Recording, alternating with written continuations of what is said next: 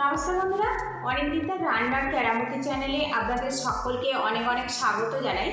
আজকে আমি গ্লাসের মধ্যে পালং শাক দিয়ে দারুণ স্বাস্থ্যকর একটা জলখাবারের রেসিপি আপনাদের সাথে শেয়ার করব। আমি কীভাবে বানাচ্ছি পুরো ভিডিওটি দেখার অনুরোধ রইল। প্রথমে আমি একটা পুর বানাবো, তার জন্য প্যানটা গরম করে নিয়েছি। আর এই গরম প্যানের মধ্যে 1 চামচ পরিমাণে সর্ষের তেল দিয়ে দেব।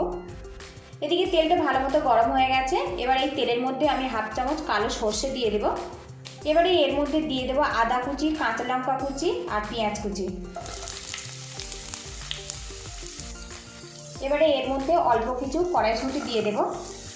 এবারে এগুলো আমি ভাজা ভাজা করে নেব। এই মশলাগুলো কিন্তু খুব বেশি ভাজার দরকার নেই, হালকা করে ভেজে নিতে হবে। এদিকে মশলাগুলো কিন্তু বেশ ভাজা হয়ে গেছে। এবার এর মধ্যে সামান্য পরিমাণে হলুদের গুঁড়ো দিয়ে দেব।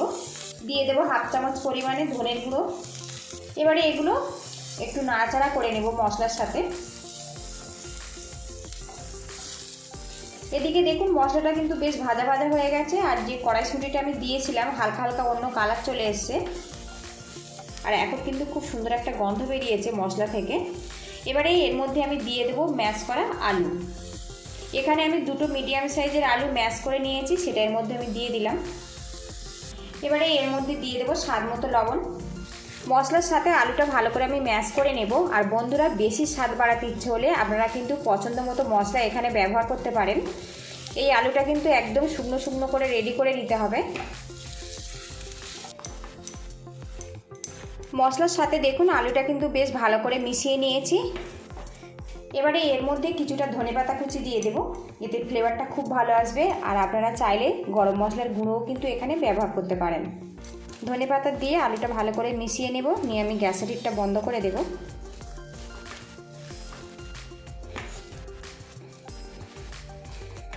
এদিকে দেখুন মিশ্রণটা কিন্তু রেডি হয়ে গেছে। এবার এই মিশ্রণটা আমি পুরোপুরি ঠান্ডা করে নেব। এখানে আমি একটা বোল নিয়েছি, আর এই বোলের মধ্যে 200 গ্রাম পরিমাণে সুজি দিয়ে দেব। সুজিটা আপনারা কম বেশি করে নিতে পারেন। এবার এই সুজির মধ্যে 1/2 কাপ টক দই দিয়ে দেব। এবারে এর মধ্যে 2 চামচ পরিমাণে চিনি দিয়ে দেব। এখানে যে দইটা আমি ব্যবহার করেছি ওই দইটা একটু টক ভাব বেশি আছে, সেই জন্য এখানে 2 চামচ পরিমাণে চিনি ব্যবহার করলাম। এতে স্বাদের ব্যালেন্সটা খুবই ভালো আসবে। দইটা সুজির সাথে ভালো করে মিক্স করে নেব। এবার এই মিশ্রণটা আমি একটু সাইড করে দেব। এখানে কিছুটা পালং শাক নিয়েছি। পালং শাকগুলো আমি আগে থেকে ধুয়ে পরিষ্কার করে নিয়েছি। আর এর যে মোটা মোটা ডাঁটা আছে ওটা আমি বাদ দিয়েছি, দিয়ে পাতার পরিমাণটা একটু বেশি রেখেছি। এখানে মিক্সিং জারের মধ্যে পাতাগুলো আমি নিয়ে নেব, নিয়ে একটা মিহি করে পেস্ট বানিয়ে নেব। এবার এই সুজির মধ্যে পালং শাকের মিশ্রণটা দিয়ে দেব। এবার এটা ভালো করে মিক্স করে নেব। তো দেখুন সুজির কালারটা কিন্তু পুরো সবুজ হয়ে গেছে। এর মধ্যে আরও কিছুটা জল অ্যাড করে দেব, দিয়ে একটা মোটা করে ব্যাটার বানিয়ে নিতে হবে। আর এইভাবে এটা মিক্স করে নিতে হবে। ভালো করে সুজিটা আমি মিশিয়ে নিয়েছি। এবার এর মধ্যে দিয়ে দেবো স্বাদ মতো লবণ। লবণ দিয়ে আরও একবার এইভাবে মিশিয়ে নেব। মিশ্রণটা দেখুন রেডি হয়ে গেছে। সুজিটা ভালো মতো ফোলার জন্য একটা পাত্র দিয়ে ঢেকে রাখবো 10 মিনিটের জন্য। এদিকে কড়াতে কিছুটা আমি জল দিয়েছি, দিয়ে আমি গ্যাস হিটটা অন করে দেব, দিয়ে জলটা আমি ফুটতে দেব। আজকের রেসিপি আমি এই গ্লাসেই সেট করব, তার জন্য এই গ্লাসটার মধ্যে সামান্য তেল ব্রাশ করে দেব। এতে কিন্তু খুব সহজে রেসিপিটা বেরিয়ে আসবে। আমি এখানে সাদা তেল ব্রাশ করে দিচ্ছি। এদিকে দেখুন সুজিটা কিন্তু বেশ ভালো মতো ফুলে গেছে। এর মধ্যে আরও কিছুটা আমি জল অ্যাড করে দেব, দিয়ে একটা মিডিয়াম ঘনত্ব ব্যাটার বানিয়ে নেব। আর এইভাবে হাতা দিয়ে একটু এইভাবে ফেটিয়ে নেব। এটা কিন্তু খুব বেশি পাতলা করবেন না, মিডিয়াম ঘনত্ব বানিয়ে নিতে হবে, তাহলে কিন্তু এটা পারফেক্টভাবে রেডি হবে। এদিকে দেখুন মিশ্রণটা কিন্তু আমি ভালো করে ফেটিয়ে নিয়েছি। এবারে এখানে আমি একটা ইনো রেখেছি, তার অর্ধেক পরিমাণে ইনো দিয়ে দেব। আর এই ইনোটা কিন্তু একদম শেষের দিকে ব্যবহার করতে হবে। এবারে ইনোর মধ্যে সামান্য একটু জল দিয়ে দেব, দিয়ে এটা ভালো করে মিক্স করে নেব।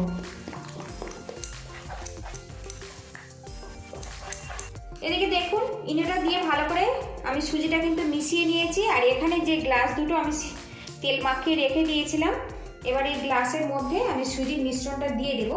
একটু খালি রেখে ব্যাটারটা কিন্তু ভরে দিতে হবে।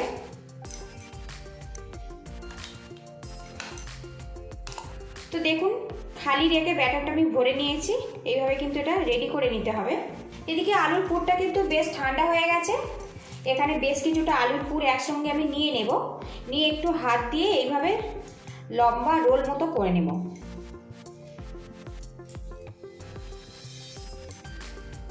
তো দেখুন একটা রোল কিন্তু রেডি হয়ে গেছে, আরও একটা এইভাবে বানিয়ে নেব। দুটো রোল আমার রেডি হয়ে গেছে। এবারে এখানে একটা আলুর রোল আমি এই গ্লাসের মধ্যে দিয়ে দেব। এটা কিন্তু একদম মাঝে দিয়ে দিতে হবে এইভাবে, দেখুন এইভাবে মাঝে একদম সেট করে দিতে হবে। এটাও আমি এইভাবে রেডি করে দেব। এদিকে দেখুন কড়ার জলটা কিন্তু বেশ ফুটে গেছে। এবারে এর মধ্যে একটা প্লেট দিয়ে দেব, এতে গ্লাস দুটো সমানভাবে বসতে পারবে। এবারে এর মধ্যে আমি গ্লাস দুটো বসিয়ে দেব, একদম সমানভাবে এটা বসিয়ে দিতে হবে।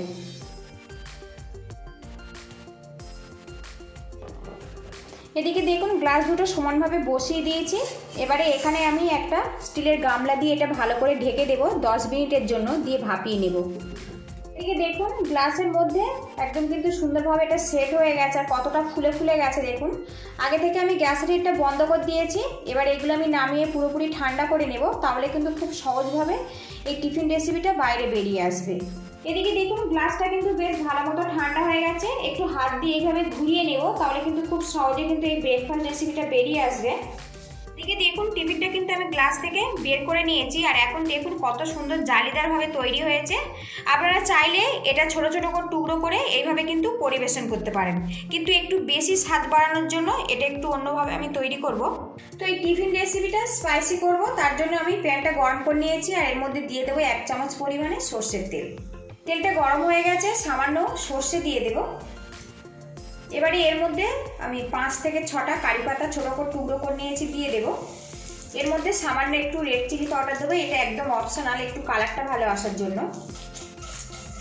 এদিকে দেখুন ফোড়নটা কিন্তু বেশ ভালো মতো রেডি হয়ে গেছে, আর খুব সুন্দর একটা গন্ধ বেরিয়েছে। এবারে এখানে যে গ্লাসের মধ্যে টিফিনটা ছিল এর গায়ে ভালো করে আমি একটু বুলিয়ে নেব, তাহলে কিন্তু একটা স্পাইসি ভাব চলে আসবে।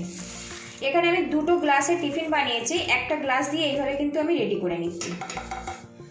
একটু উল্টে পাল্টে এই মশলা তেলটা আমি এর গায়ে ভালো করে লাগিয়ে দেব। মশলাটা আমি ভালো করে লাগিয়ে নিয়েছি। এবার এটা আমি তুলে নেব, নিয়ে আমি ছোট ছোট করে টুকরো করে নেব। এবারে এটা আমি ছোট ছোট করে টুকরো করে নেব। আর বন্ধুরা তড়কা লাগানোর পরে কিন্তু এই টিফিন রেসিপির গন্ধটা খুবই সুন্দর বেরিয়েছে। রেসিপিটা ভালো লাগলে একটা লাইক দিয়ে দেবেন, আর যতটা সম্ভব শেয়ার করে দেবেন। আর নতুন বন্ধু হয়ে থাকলে চ্যানেলটিকে সাবস্ক্রাইব করার অনুরোধ রইল। এগুলো একদম পাতলা পাতলা করে পিস কেটে নিতে হবে। আর এই রেসিপিটা কিন্তু আপনারা কিন্তু ব্রেকফাস্ট টিফিনে কিংবা অফিস স্কুল টিফিনের জন্য ঝটপট বানিয়ে ফেলতে পারেন। পরিবেশনের জন্য আমি প্লেটে এগুলো সাজিয়ে নেব। আর বন্ধুরা পুরো ভিডিওটি দেখার জন্য আপনাদের অসংখ্য ধন্যবাদ রইল। আপনারা ভালো থাকবেন, সুস্থ থাকবেন। দেখা হচ্ছে নেক্সট ভিডিওতে।